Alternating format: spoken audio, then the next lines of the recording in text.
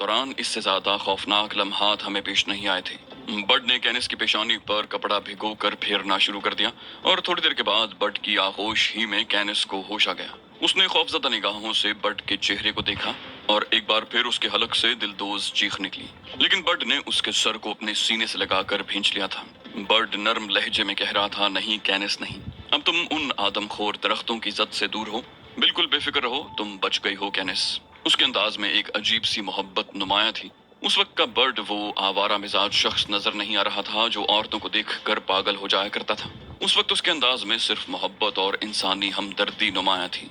कैनिस ने एक बार फिर आंखें खोली, बर्ड को देखती रही और फिर उसके सीने से लिपट गई। गालिबन उसे भी इस बात का अंदाजा हो गया था कि ये बर्ड ही था जिसने अपनी जान खतरे में डालकर उसकी जिंदगी बचाई थी। वक्त आहिस्ता आहिस्ता गुजर रहा था। आतिशफशानी भी शायद कम हो गई थी क्योंकि फजा अब किसी हद तक साफ होती नजर आ रही थी। फिर आधी रात के चांद ने आसमान पर सर उभारा और आहिस्ता आहिस्ता बुलंद होता चला गया। माहौल रोशन हो गया था।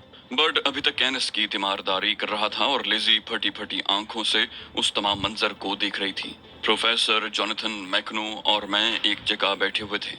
लिजी हमसे कुछ फासले पर थी। हमारे जहन अभी तक माऊफ से थे। अपने अपने तौर पर न जाने क्या क्या सोच रहे थे हम लोग। बहुत देर